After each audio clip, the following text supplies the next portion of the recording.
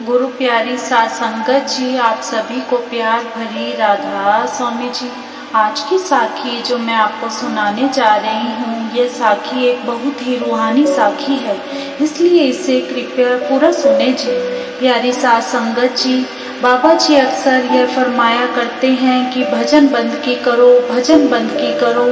बाबा जी ऐसा क्यों कहते हैं? क्योंकि जब मनुष्य का मृत्यु का समय नजदीक आता है तब उसे यह एहसास होता है कि अगर भजन बंद की होती तो हमारे साथ ऐसा नहीं होना था। क्योंकि उस समय जो तकलीफ एक व्यक्ति को होती है वह सहन नहीं हो पाती, और जैसे जैसे मृत्यु नजदीक आती जाती है वैसे वैसे आत्मा सिमटनी शुरू हो जाती है, और उस समय जो तकलीफ होती है वह सहन नहीं हो पाती। वो व्यक्ति चीखता है, चिल्लाता है, और यह केवल उनके साथ होता है जिन्होंने जीते जी कभी भजन बंद की नहीं की होती, जीते जी मरकर नहीं देखा होता। क्योंकि जिन्होंने जीते जी मरकर देख लिया होता है उन्हें ऐसी पीड़ा से गुजरना नहीं पड़ता। उनकी आत्मा एक पल में सिमटकर ऊपर की ओर चली जाती है और उस शरीर को छोड़ देती है। प्यारी साध संगत जी, एक ऐसा ही किस्सा बड़े महाराज जी के समय का है, जो कि सतगुरु से बहुत ही प्रेम करता था और सेवा के मामले में वह सबसे आगे रहता था। और उस समय में उसकी जितनी सेवा शायद ही कोई सत्संगी भाई करता होगा, क्योंकि प्यारी साध संगत जी उनकी सेवा बहुत थी।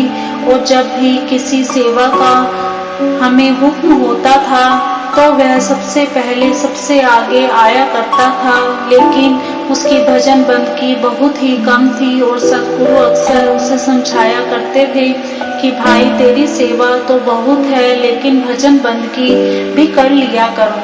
तो वह साधारण ही सतगुरु को कह देता था कि सतगुरु भजन बंद की तो मुझसे नहीं होती, अब आप ही अपनी कृपा करके मुझे भजन बंद की करवा लीजिए। तो साध संगत जी ऐसे ही बहुत समय बीत गया और उसकी मृत्यु का समय नजदीक आने लगा।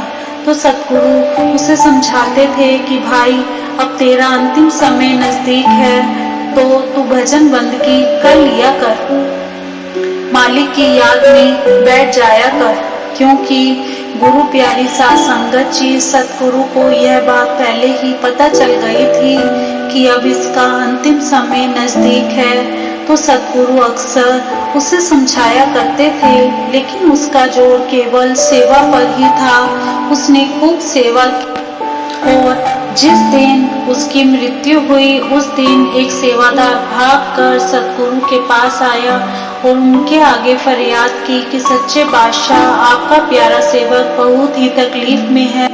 तो सतगुरु ने कहा कि जाओ उसे कहो नाम सिमरन का जाप करे। तो वह भागकर उसके पास आया। तो जैसा सतगुरु ने कहा था उसने वैसा ही उसको बताया कि सतगुरु कह रहे हैं कि नाम सिमरन का जाप करो। तो उसने कहा तुम फिर सतगुरु जी के पास जाओ और सतगुरु को मेरे पास लेकर आओ, अब मुझसे यह तकलीफ सहन नहीं होती, मुझे बहुत पीड़ा हो रही है। फिर सतगुरु के पास गया। सतगुरु अपने ध्यान में बैठे थे। तो उसने सतगुरु से कहा कि सतगुरु और नहीं रहा जाता, वह बहुत तकलीफ में है और वह आपको ही पुकार रहा है। तो सतगुरु ने कहा कि अब मैं क्या करूं? क्या मैं उसे काल के मुंह में जाने दूं? जब मैंने कहा था कि भजन बंद की भी कर लिया करो, क्योंकि जब मृत्यु के समय आत्मा पैरों से सिमट कर दोनों आंखों के बीच आई है, तो जिन्होंने नाम की कमाई नहीं की होती, भजन बंद की नहीं की होती, उनको बहुत तकलीफ होती है, बहुत दर्द होता है, तो वह तकलीफ सहन नहीं की जा सकती। इसीलिए व्यक्ति मृत्यु के समय इतना तड़पता है। लेकिन जिन्हें जीते जी मर कर देख लिया होता है, जिन्होंने जीते जी मालिक की भजन बंद की कर ली होती है, उनके साथ ऐसा नहीं होता।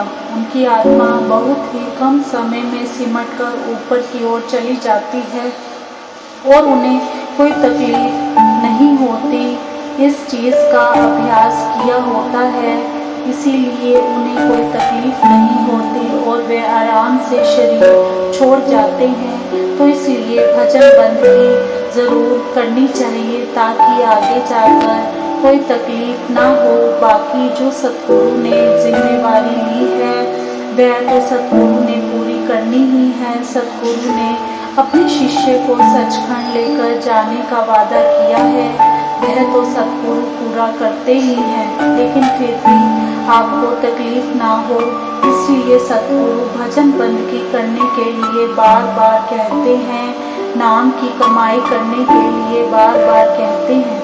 तो जब सतगुरु उसके पास गए तो सतगुरु ने उसके सिर पर हाथ रखा तो उस पल उसके प्राण छूट गए। तो प्यारी साध संगत जी, ऐसे सतगुरु अपने भक्तों और प्यारों की संभाल करते हैं। बेशक उसने भजन बंदगी नहीं की थी, लेकिन उसने गुरु घर की सेवा की हुई थी। तो जैसा कि सतगुरु कहते हैं कि जो प्रेम और प्यार से गुरु घर का एक पत्ता भी उठा लेता है, मैं उसको भी सचखंड लेकर जाऊंगा। तो प्यारी साध संगत जी, इतनी अपार कृपा सतगुरु हम पर कर रहे हैं, तो हमें और क्या चाहिए। सतगुरु की तरफ से कोई कमी नहीं है, क्योंकि ना तो हमारे पास भजन बंदगी के लिए समय है और ना ही गुरु घर की सेवा के लिए।